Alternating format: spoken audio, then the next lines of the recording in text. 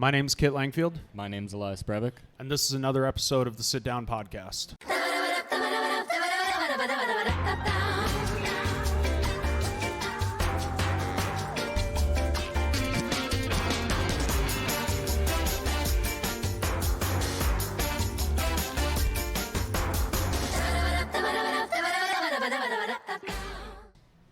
Excellent. Hello and welcome everybody in house. Yes. Thank you. Welcome everybody and welcome to you guys. How was the drive in? You can clap if you want. Heck yeah.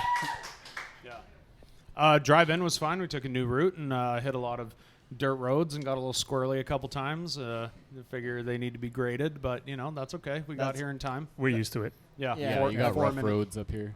Yeah. I drive a Subaru, so You'll get through anything. Well, yeah, unless it's over 6 inches high. Yeah. Nice. Yeah. No, definitely. Welcome, you guys. It's good to have you back, Kit. Thank you. For those of you watching at home, you may or may not know that Kitchener here. It's good to have him back too. Yes. Well, yes. Just in a different. That's absolutely correct. Yeah. But what I was going to say is that Kit was actually the very first guest that we've ever had on the show that came in person. Yeah. I don't recall which episode number that was, but you guys can scroll through the list I there and believe find it. I was called the grandfather of the podcast or the godfather Yeah. of the podcast. The self-proclaimed one? No. You said it. Did I? You confirmed it. Yeah. Okay. I'm going to have to go back and watch. Because you were talking about Paris Pick, I think, being like the first. Right. She's the godmother of the show. yeah. Definitely. Shout out Paris. You said that she was the godmother. And I said I wanted godfather status because I was the first one to actually drive up. That makes sense. I kind of remember that. Yes, I remember. Yeah, see? Approved. Yes. Yeah, confirmed. Agreed. Hell yeah. And yes, Elias, welcome back too. The last time, this is the first time that you're on in person, right? Because you were on, you guys were on Zoom. Yeah, we were virtual that time. Heck I yeah, don't remember dude. the episode either. Yeah. Do they all blend together now? It's almost the equivalent of, being an artist and performing at so many shows, how they all kind of blend together. Exactly. It's kind of like Which that. venue was that at again? I don't know. Yeah, we're like doing them in-house. We're doing them here. We're doing them on location. We're kind of everywhere. But yeah, we've got lots of stuff to talk about tonight. Where do you want to start?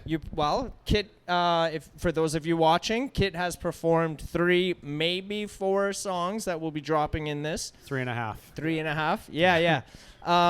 So I hope you guys enjoy that. But let's start it with that. So the songs that you performed here tonight are on your latest release album, correct? Almost. We did a cover, so that wouldn't be on my album. But yeah. We did Nevada, which is, I like to start that one off by saying a song about John Prine and a dog, but not John Prine's dog. So that one is about a dog that I had at one point. But I wrote the song the night that John Prine died. I remember finding out that he died, which was sad. It was during COVID and everything. But the dog needed to go for a walk, so we, bundled up and we went out for a walk. And I've never seen the moon that bright in my entire life. Like the sort of thing where, we've all seen where it's bright enough that you have shadows on the road while you're walking. Yep. This was something else. And so it was like daylight. It was so bright. The sky was like a periwinkle blue. It was just completely illuminated. So I kind of wrote the song as a joke. But then taking it into the studio, and that's one of the things about having a good producer, is they can often see something that you don't. I showed it to Aspen Beverage, Skull Creek Studios, where I did the album, as a joke, and immediately he went, "That's going to be on the record." And now it's my favorite song. It's your favorite song. Nice. I play it just for you. Yeah, awesome. Hell yeah. Out of all the tracks on your album, is there one in particular that is your favorite that you're like, you just can't wait to, let it out on stage and perform it on stage? There's 2. There's one which I'd say is probably my favorite song. And then there's another which is my favorite to play. My favorite song we did tonight, it's called Stitches.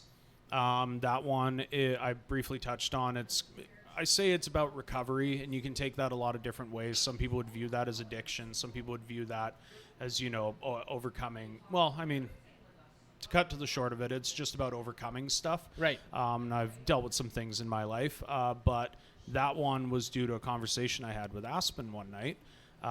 He had a bit too much to drink and maybe a little too much to smoke, and I drove him home, and he was asking me about my situation, like sort of coming out of my my last surgery, and asking me how I felt and where my brain was and everything. And it was very strange. It was a very strange part of my life. I was going through a weird mental state, didn't quite recognize my own brain. I think maybe just combination of the anxiety of going through that multiple times, as well as the anesthesia. I don't react well to that. Right. I felt like I was in a fog for about 6 months. And so we were talking about that, and he gives me one of those classic looks where he goes, dude, you should write a song about that. So I went home and I wrote a song. So that one's probably my favorite to listen to. My favorite to play is Belt Loops, just because it's fuzz, dual lead, fast, dive bombs. It rips. It's completely unnecessary, and it rips. Yeah, and the time signature change, which feels like you dump your clutch and you just Right. in your car. Yeah. Yeah. Well, But, and is that the one that, correct me if I'm wrong, that's the one you guys did, like Elias, you were part of that too, at the Skull Creek Skull Creek session. session, yeah, right? yeah, that is You a guys Skull did Creek belt session. loops. Yeah. Yeah. So yeah, for those Yeah. of you at home, we'll have the link to that video in the description here. I suggest you check it out. My name's Kit Langfield. This is a song about John Prine and a dog, but not John Prine's dog. It's called Nevada. 1, 2, 3, 1, 2.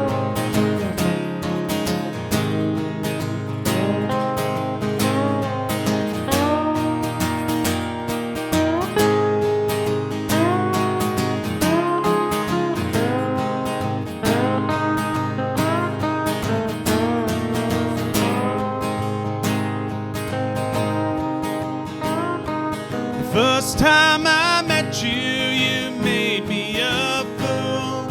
I chased you so far, you'd swear it was cruel. You didn't care about the holes in my shoes, my companion to sing and to share all my blues. Oh, Nevada, sweet Nevada, I miss you so much. Miss your expression that said so much. Nevada,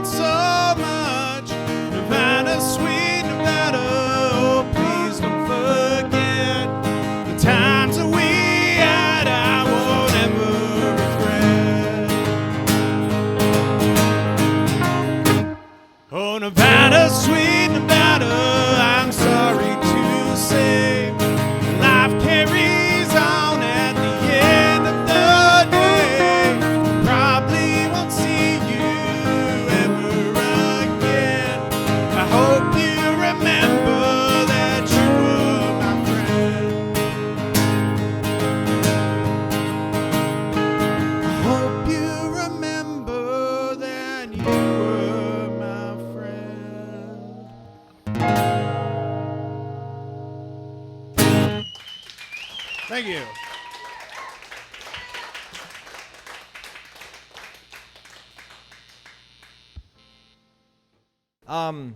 So how did that come about? Can you guys, Elias, maybe you can touch on that. Like, how did the whole Skull Creek session thing with Bros G and Kit Langfield end up coming together? So it kind of started all back, I guess, last October when we came to record our single 6 Feet Under at Skull Creek Studios. Which is another banger, I'll add. And so we had come there and we were recording, and we ended up staying there late enough that you, Dave, who else was there? Paul was there, yeah. Liat? Paul was like 3. No, Was or Liat there? Liat was there, Yeah, but and Liat came he with was us. doing a different thing. Right. Yeah, Liat had come out with us to sit in on the recording session and just kind of hang out, Yeah. as far as I remember. But yeah, no, you guys showed up and we ended up writing a rap together. Oh yeah. Dude, I was wondering if you were going to say that, Yeah, because well, if that you was- didn't, I was yeah. going to say Yeah, it. that was part of it. Did you know about what that? did we call No. that? What was So- the name that came from that? I actually heard it, Oh, and it's so good, dude. Who's rapping? Hypotenuse. Oh man! Right, yeah. All the Bros G, Liat, Aspen's in there too. What? They Yeah, we- came up with a. Go ahead. We collaborated together on a rap song. We stayed for supper, and we were all just kind of sitting there. And Liat was like, "I have this bass riff," and so we went up to the studio and he put it down, and we just like built off of that. And everybody just put their own part on it. Jason played some guitar. I put a verse in. Jordan put a verse in. Yeah, there was a lot. Oh, my Zippo was featured on it in the Your intro. Zippo. Yeah, well, of course you got to shout out the Zippo. Yeah. Liat got really into it. Oh yeah, he was hard into it. Yeah, he. It turned out. Have you heard it? Oh yeah. Well, not since last year, but Yeah, me too. I remember not when. since last year. Yeah, I remember when Aspen, I think, was the one who showed it to me one night when I was hanging out at Skull Creek, and I was just like, "Holy crap, man! Are you kidding me?" Yeah. I think, why don't you guys like release that? I don't know. Probably a Is it number. just a, of Obvious scratch reasons. track or what? Yeah, it's a very personal, between Yeah. all of us. I remember guess. listening to it after and just being like, "My God, we are white." No doubt, right? Some white boys trying some hip hop. Yeah. But yeah, so from there, we went back to Halford, and we just kind of did our thing during the winter, rehearsed, wrote a few songs, and recorded and all that, and worked on our album. And then I think you just reached out to us after we had crossed paths at Skull Creek, and you wanted us to play that. And did you also have the Capitol show lined up with us at the time? At that point, I think I had a bunch of shows booked, Mhm. and I was originally Dave, Aspen, and Paul were originally going to be my backup band, but we just have like so many commitments going on, Yeah. and like we just ended up having a conversation about it and being like, coming to the realization that like we're just too busy and too much cross pollination between projects, and so I was trying to think of who would be an awesome band. And the Bros G came to mind, so I didn't call anyone else. I just called them, and they said they were down, and the rest is history. We've just been, we didn't really know how far it was going to go, though. I think the intent was just, okay, you guys will just fill in for this show and maybe this one, and then, I'll have found my other band, or, Right. who knows what will have happened. But pretty much right away, we were like, oh, There's something Oh, here. There was This an is unexpected good. synergy. I This is do have good. to mention as well, though, that I have 2 backup bands. I can't leave them out of it. So Elias is the only. Elias has played more shows as me than I have. That's the running joke, because he plays in both of them. But the Bros G were unable to make all of the shows I had booked, which is totally fine. They have, their own commitments, and they have seating and harvest, and all those things that take up a lot of time and energy. Right. So I found a backup band, which is Jordan Perry on the drums and Anthony Allegretto on guitar. Elias stays on, though. So that Because kind Elias of... doesn't do anything else than music. No. Yeah, he- totally. yeah, I'm he's- not also in farming. I just my job right now makes more time for it, Yeah. Yeah. and I love playing with you. So Yeah.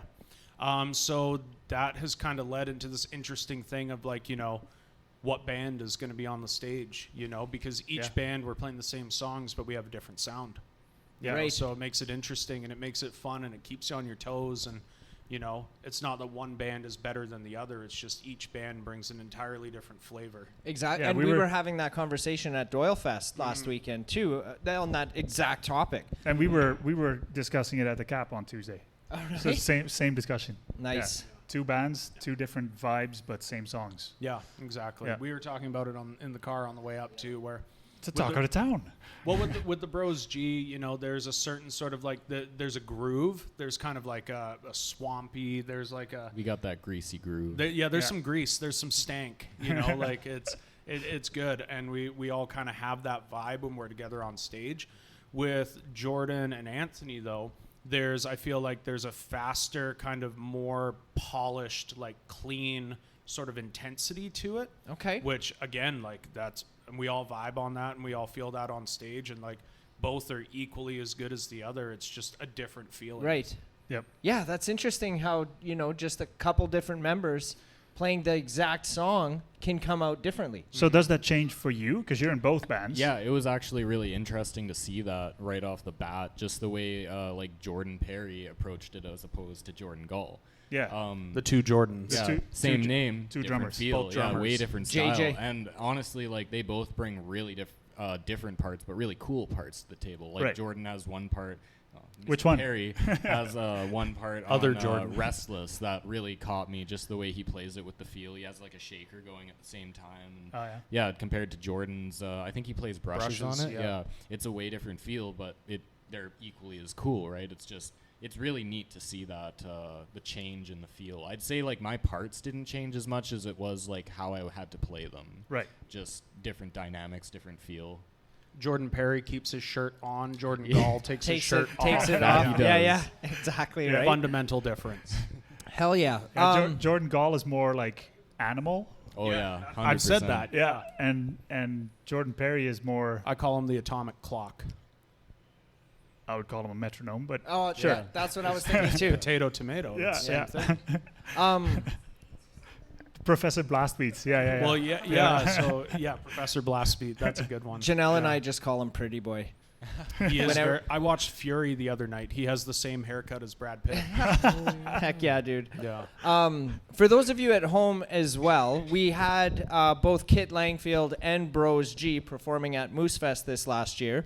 And also Elias. You were actually the one artist through the whole day that like you were on the stage so much. he didn't do for that double whole day. duty. You did triple duty. duty. So I you, did. Elias, you were playing with 3 different bands at Moosefest this year. Can you tell us a little bit about how that was for you, and have you ever done anything like that before? So I have not done anything expressly like that. I've played with the Bros G, like we'll sometimes do 3 45-minute sets for like a town show or something, Right. Where we're the only performer or one of the only. But I haven't had to play 3 very different sets of material in the same day like that. And so that was very interesting. It was a lot of work leading up to it to get ready for that. No doubt, man. And it was pretty, like, I wasn't that exhausted throughout the day. I did take a nap in between your set and Caitlin Leonard's. I remember waking up to Green Wing playing a cover of Say It Ain't So, I think it was, some Weezer song. But yeah, it was just a long haul because it was the first show we played with Bros G was 1, and then we played with you at like 4 or 5, and then Caitlin Leonard was like on at like 11:30. Yeah. And so that's why I Yeah. took that nap in between. But it was a lot of fun regardless. Like I loved playing on the stage that many times in a day. It's just kind of cool. But overall, it was just a really enjoyable experience. I like kind of getting pushed like that. It really pushed my boundaries, especially with Caitlin Leonard having to learn her set.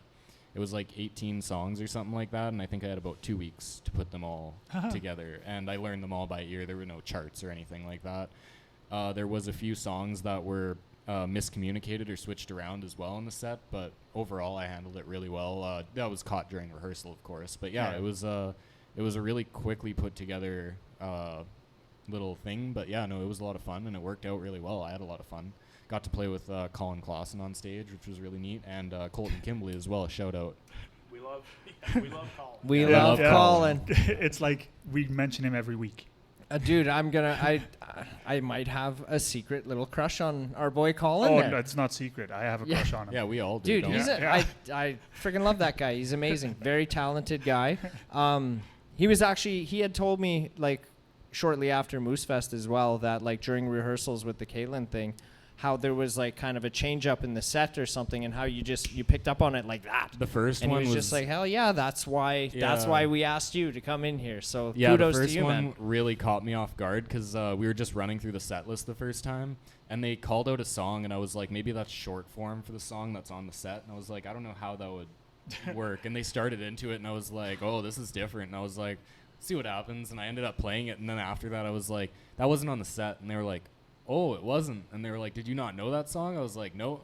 And they were just like, yeah, we kind of were like, oh, different feel to it or whatever, but played it right. And so yeah, I played as a jam bassist a lot. Just we jam a lot in the Brothers G and around with other people, and so I think that just kind of helps. And also I learn a lot by ear, so I think that just helps with being able to quickly pick up on stuff. Freaking rights, man.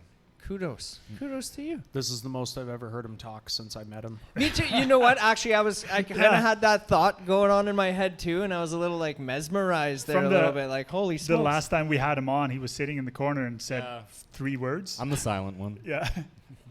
Not today, you are. Nope. He's just in forced deep out of my thought. cage. Yeah. Exactly. Yeah. Right on. This one's by a band called Turnpike Troubadours, and it's called Pay No Rent.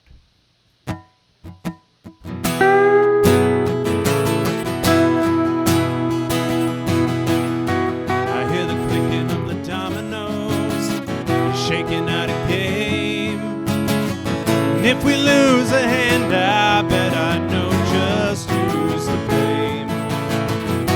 But if we hit 21, if we make that call, I guess I sit here in my chair just feeling 10 feet tall.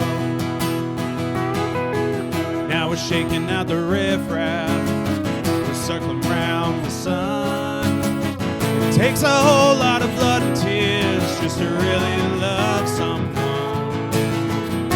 But when it comes back around, that's heaven on earth.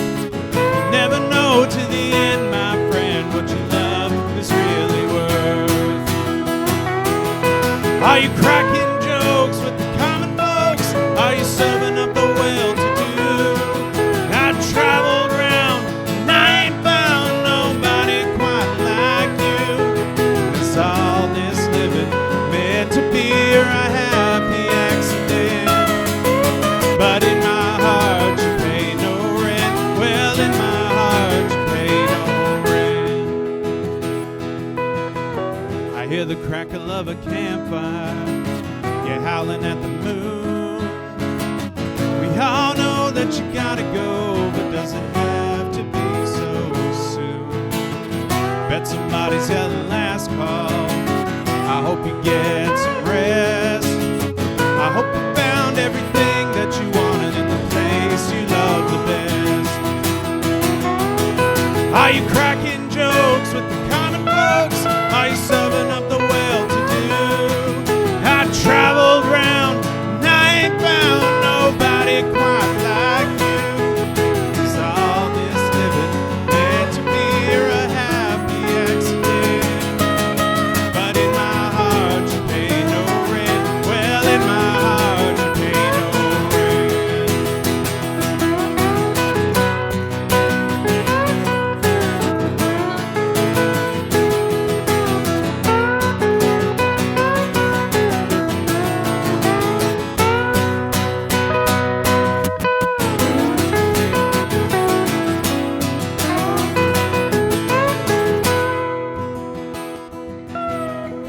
Now we're shaking up the dominoes beneath the neon lights, knowing anybody else out there couldn't put up a better fight. But the fighting time's over, yeah, it's all gone. You pick up the pieces and try to carry on. Are you cracking jokes with the common folks? Are you serving up the well-to-do? I traveled round and I ain't found nobody quite like you. Is all this living meant to be or a happy accident? But in my heart you pay no rent. Don't cost you nothing, not a single cent.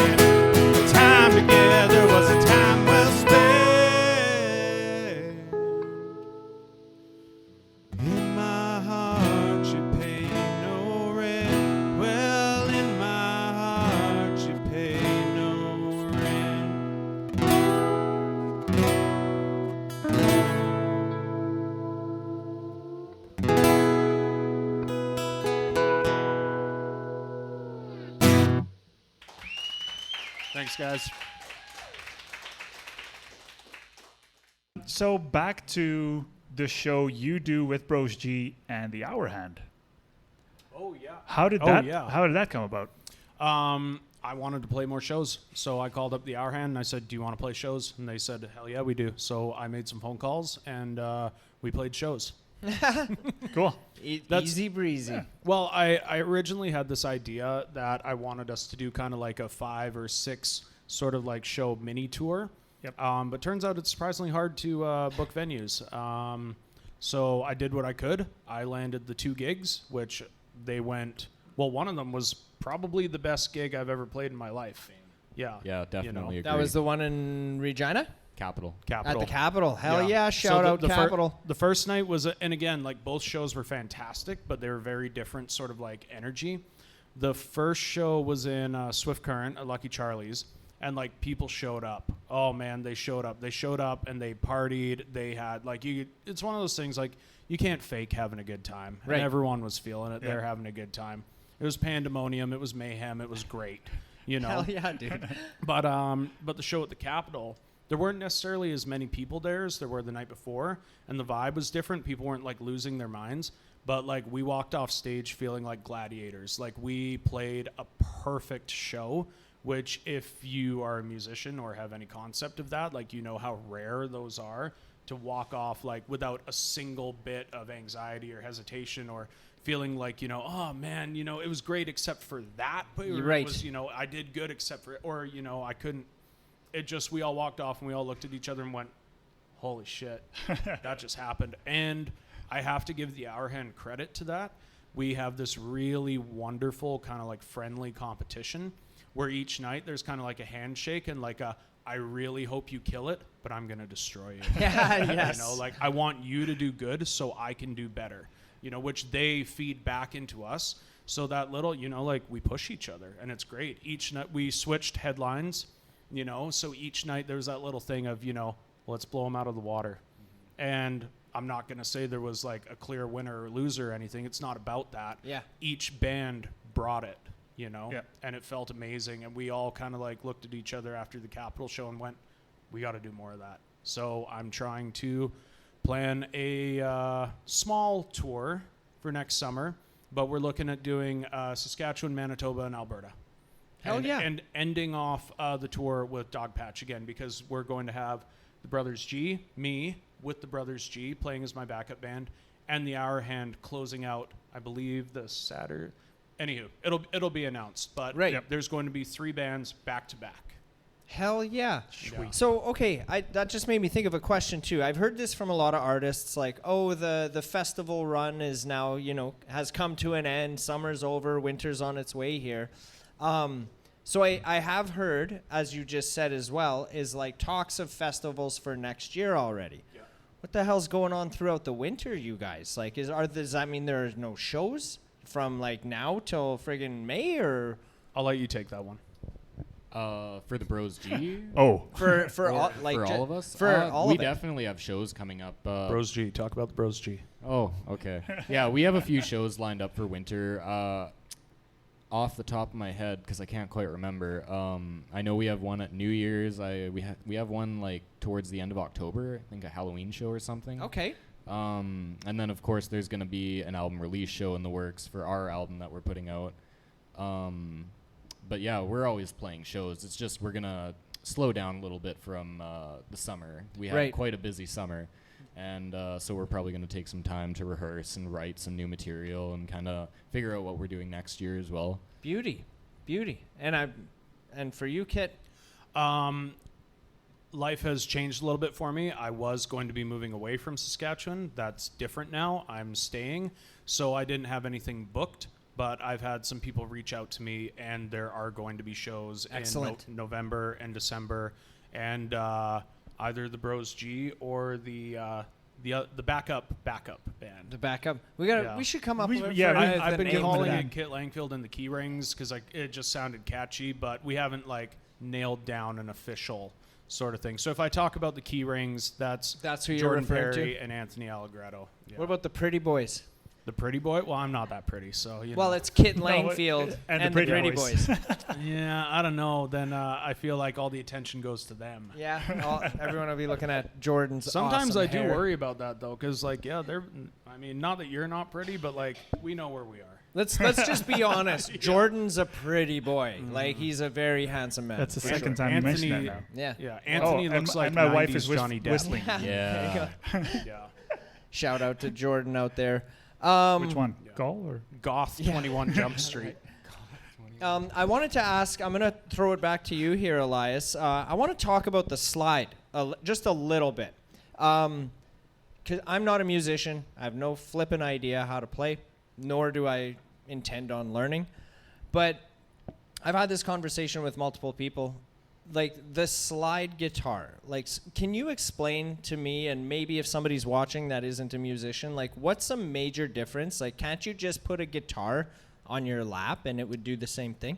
Technically, you could, yeah. The advantage to like a lap steel like that, it's there's no frets at all, right? So there's not really a risk of fret buzz. Typically, when you play a slide guitar, you want a higher action so that you can press into it and get just good contact. You don't want to bend the string down or anything, but you want to get good contact with it. There's really nothing saying you couldn't. I mean, the lap steel is kind of nice because it's smaller than a guitar and it fits better on the lap. Like a guitar kind of would sit awkwardly. Right. But also there is slide guitar, right? Like you can play it with your strap on and play it like that. Like Anthony does that, Jason does that a little bit. Yeah. I'd say like the difference is it's easier to play like higher registers maybe and just a clearer sound, like a better clarity to it compared to an electric guitar. Like the pickups are usually different. Interesting. Did you And like? you get to sit down. Yeah, Yeah. exactly. Did you were teach gonna laugh your? at strap-on, weren't you? I definitely started like held it back there. Yeah, I was trying not to laugh. I know my small-minded me. We know how you think. Yeah. Did you teach yourself how to play that, or did you have to take lessons on how to do that? Or No, I've taught myself pretty much every instrument I've learned. I had guitar lessons when I was younger, back when I was like, I don't know, 13, even younger than that I Right. had started. But I just kind of played guitar unseriously as kind of just for fun for most of my life. And then I kind of picked up, I just had a click with music one day. Started playing guitar seriously, learning full albums of songs that I liked. And then one day, Jason, well, me and Jason, we go back, we're best friends. Went to high school together. We were driving and he was talking about their current bass player in the cover band. And he was kind of thinking that they might do a different project and they were looking for a different bass player. And so we just kind of talked about it, and I was like, well, I could probably try learning that. And so I picked it up, and I played for a month, and then we had a jam and clicked, kind of similar, the same synergy kind of thing. Right. Just a little bit of a magic touch or whatever like that. And Yeah. Yeah. Interesting. The rest is history. I've been playing. I played a little bit in Dukes Under Fire as well, back when that was a cover band. And that was Jason and Jordan's kind of one of their first experiences in music. They were going for quite a while. I joined at the end as kind of their fill-in. I played I played lap steel first, and then I picked up a pedal steel. I played some slide guitar, which I got, like, you could use more gain on a slide guitar, I guess, is another thing. And then a little bit of keys. I just kind of started playing everything all at once and just learning a little bit here and there. I just kind of learned everything all at Yeah. once. Well, Taught believe me, myself I everything all at became once. it. There's no expertism in there. Like I was slowly picking it up and figuring out little licks and just mastering those and getting them tight. But I just kind of really enjoyed the challenge of like approaching a different instrument and trying to relate it to what I already knew and kind of adding it to the puzzle. Speaking of a different instrument, Yeah, I've been looking at it. Like, should we bring it up? yeah, We probably should. we've got something for you. Well, Jennifer does. Yeah, bring it up What to is the this? table here. Let's see if we can get a shot of this. Let us know, Elias, if you have or are interested in one of these. Oh. So A here, chroma Jen, harp. I'll actually pass you the mic, Jen. You can kind of tell everybody at home and hear what and where. I don't mind being close to you guys. So this is a chroma harp. I don't know how to play it, but I can see that you just have to like push these buttons, which will push down the whole bar, and it has like the chord names on them. So it'll like hold down the keys that you want to mute, and then you can play the other ones. Is that correct? Yeah, no, that's right. I don't know like too much about them. I've only seen them, never tried to play one. And yeah, it's basically just each one will form like it bars all the notes to where they're supposed to be in each chord. And so you kind of get like a nice long register. Like if you look in there, you can see they're all different. Like that one bars different. Yeah, they all That's have a different like strings up. muting certain strings. Yeah, exactly. Does it have the letters on that side too? Because No, it doesn't. I think it's played the Yeah, other it's way. backwards, Yeah. yeah. But yeah, it's almost like a tiny piano in a way, but with like cheat codes Yeah. that you can just use to play your chords. But I mean, there's a little bit of a challenge in it. You could strum all the strings, but it would eventually, I'd imagine you probably pick like individual sets of strings. So there's different shapes. That's really out of tune. Yes. I guess There's can't give there's you a key. Yeah, tuning it key tunes like a in the piano range. too. Yep. That's really interesting. But yeah, I've only seen them. I know Royal Harp has them in the city, but yeah, I've never played one before. Well, Royal Auto I Harp. welcome you to take it home and practice or play or explore or whatever you want. I would love And to. when you've got something down, then you got to come back on the podcast Yeah. and show us. For sure. You got it. I'll have to write a song That'd be on it or awesome. something. Ooh, Well, thank you Sweet. so much. I really appreciate you're that. very welcome. Super cool. All right, this one's one off my album.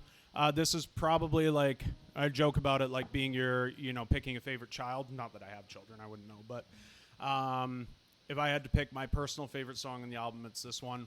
It's about recovery, and you can take that however you want. I wrote it about coming out of a really intense sort of life-changing surgery, not really feeling like myself or like I knew who I was in my own body, and some other things from my past. But this one's called Stitches.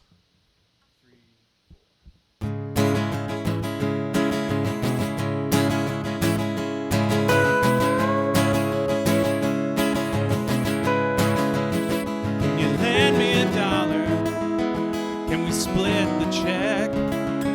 I feel like someone else is inside of my head. Yeah, we had some good nights that we felt no pain, but there was too much smoke and too much bad cocaine. And I traded all my stitches for some useless tears, and I wanna disappear, 'cause I don't wanna show no fear, no more fear.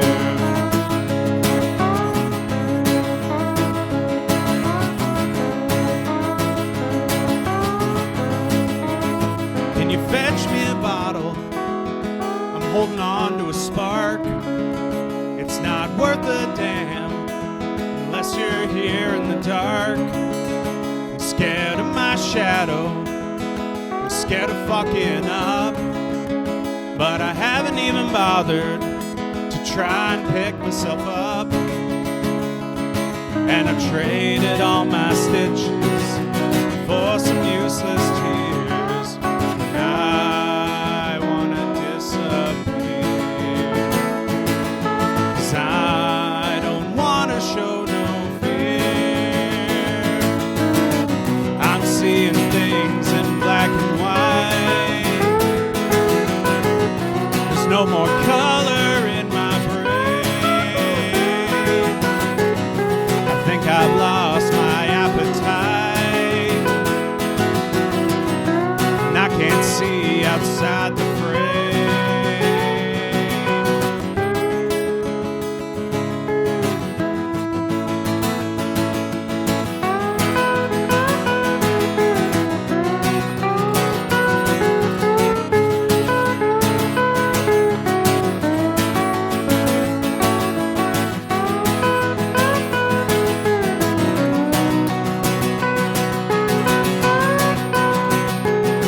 And I traded all my stitches for some useless tears when I wanna disappear. I traded all my stitches for some useless tears when I wanna disappear. 'Cause I don't wanna show no fear.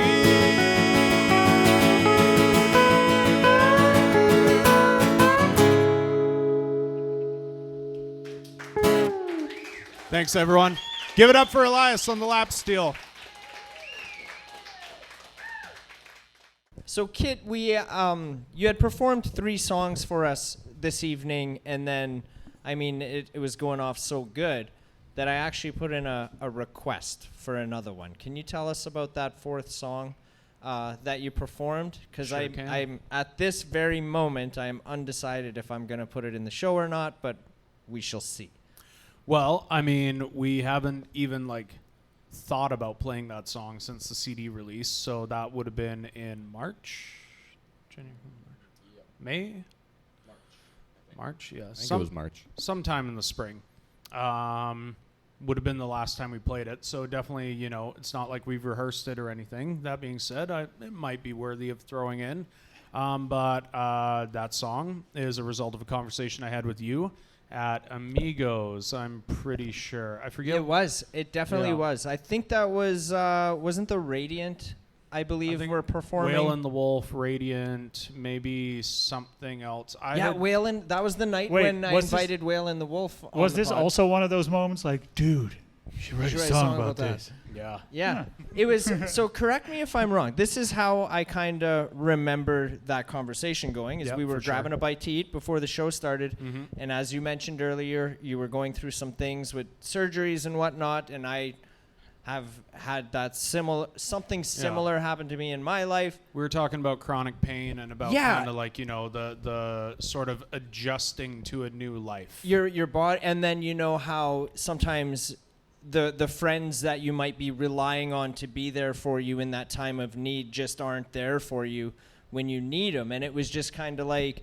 moving on from aspects of that in your life. And we were kind of talking about that kind of stuff, and then Yeah. the emotion that's involved with it. And then we were like, I think it was maybe more not so much about your friends not being there for you, but just more about kind of you're now sort of living this life by yourself where it's unrelatable to other people. It's not that they're not there for you, yes. but it's just if you don't have chronic pain, you're not going through something like that, you have no concept of what it's like, and there's so many cases like that in the world where we don't understand what someone else is going through because we haven't lived it, and if you haven't sort of walked in the shoes of it, so to speak. So yeah, but that's obviously something you and I can touch base on and have in common, that we have a deeper understanding of each other than say, it's kind of hard to explain to someone, yeah, it feels like I've got a hot coal sewn into my, sewn into my abdomen 24 hours a day. Right. Because they'll just go, oh man, that sucks. Yeah. But they Or- don't or understand. walk it off, or they don't, and it's like, or that's, have you tried aromatherapy? yeah, right. Which acupuncture. I don't want to sound ungrateful for people, caring, because, well, I mean, it's nice that people care, but it's just something, if you haven't gone through it, you don't quite understand. So I think that's more what you and I were discussing than, because people have definitely been there for me, Right. And I don't mean like everybody was gone. I just mean speaking personally, that's happened where you think you can rely on somebody for True. Yeah. to lean on, and they're just not there anymore, and it's like, well, okay then. It stings, man. It hurts. True.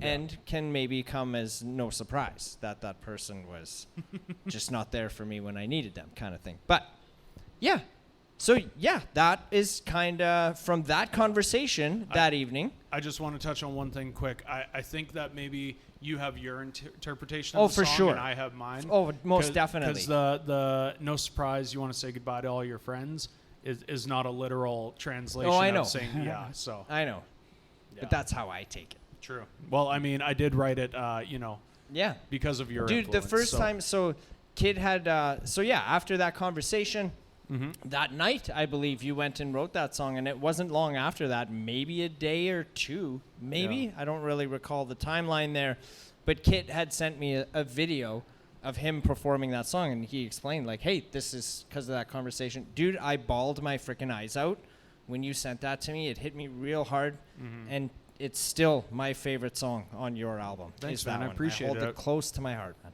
I wouldn't have the song without your influence. Dude. So yeah, that's actually something. And this is not to take away from like your feeling like towards it at all, but it's actually a fairly common thing. People cry like at my songs.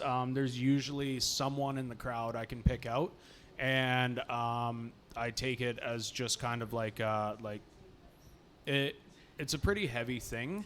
But I also just attribute it to I've reached out to this person. I've made a connection. Right. You know, obviously I don't want people to be sad or bummed out or you Yeah. know any of that sort of thing. But at the same time, it's like, whoa, that means something. You know. But it seems to happen quite a bit. Nice. Beauty. That's why we got to have songs like Belt Loops to kind of balance Yeah. it out. To and, balance you know, it bring out. it back up a bit. Yeah. Devil's Son's another banger too. Oh, I yeah. like that one Yeah, a lot. that one's fun. I don't think there's a song in your set that I'm like, meh. Yet. Okay. Well, thanks, man. I appreciate that. So that being said, where can we direct the viewers or the listeners to, like, where's the best place for them to find your music? Like if they want to purchase the album maybe or stream it, that kind of stuff. Or a T-shirt. Yeah. I would say best stop for everything is the website that Mark so kindly built for me, www.kitlangfield.ca. On there, there's everything. There's show updates, that are pretty, like I'm pretty on top of it. As soon as a show gets booked, it gets updated. There's links to said shows once they're up there. There's merchandise that you can order. There's a bunch of different things, T-shirts, hoodies, stuff like that. Like this one here. Yeah, like that one right there. Yep. That are all made to order. So order whatever you want, your size. It'll be shipped right to you. There's links to the album. There's links to live performances. There's links to the music video. So yeah, I'd say the website. The website's the best place to go. Website's the best place, and Nice. from there it'll take you to whatever you prefer. Excellent. And Yeah. then for same question, but for Bros G. For Bros G, your best bet might be Instagram at the Bros G, Facebook at the Brothers G, Spotify and all streaming platforms at the Brothers G. Excellent. Actually, I have another question on that. So why is it Bros G on one platform and Brothers on the Bros and I'm Brothers? not exactly sure. I didn't make the handle. That would have been Jordan. It's But not I my imagine department. it I could don't have know. just been like It was easier or taken. Yeah. Exactly. Yeah. Yeah. Cool. Excellent. Well, as you guys know, we've told you guys each this before. I'm going to tell you guys again. This door is wide open for you guys. If you've got shows that you want to promote or anything, or you just want to come and shoot the shit with Mark and I, man, we would love to have you guys back as guests again. Hit us up. Come back anytime, man. You guys are true friends of ours. We love you. We're ride or die. We got your back, man. We're in your corner all the way. Thanks Appreciate so much that. for everything you guys do. Thank for you, us. guys. Yeah. Thank you for coming out here, man. Appreciate you. And thanks Appreciate everybody you. in house for. Thanks, everybody in house. Thank you very much. Yeah. And to you guys at home, we'll see you guys next week. See you next week. Enjoy. Hell yeah. How do you guys think that was? Good? That was fun. Yeah, that was good. Good.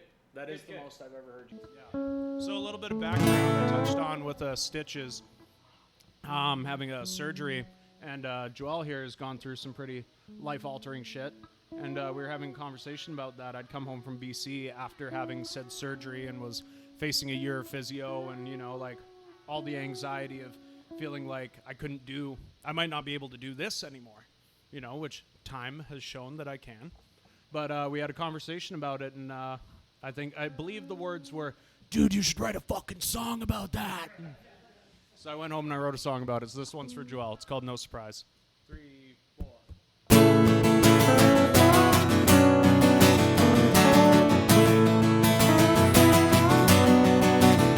I keep tearing myself open, trying to find a cure. Every time I look, the pain just gets a little more. Need to find an outlet, something that's real and raw. I miss the days when I could drink and just pass out on the floor.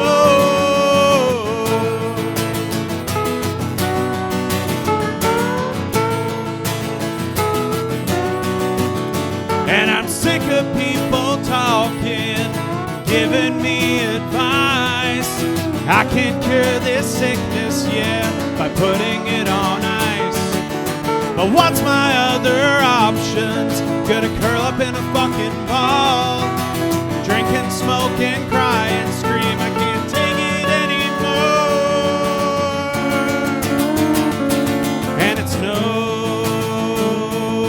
surprise in the end you wanna say goodbye to all your friends, 'cause it takes so much time to repair. You trade anything to make it fair. When I feel I can't carry on, there's only so much I can take. For all the things that they did wrong, I can't believe this is my fate. No surprise in the end. You wanna say goodbye to all your friends, 'cause it takes so much time to repair. You trade anything to make it fair, and it's no surprise in the end. You wanna say goodbye to all your friends, 'cause it takes so much time to repair. You trade anything to make it fair.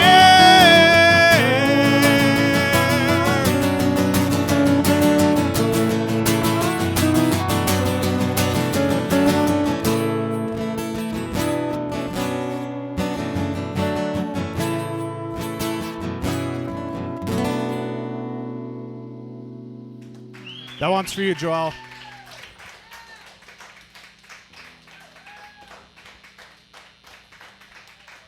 I do remember it. No, thank you, man.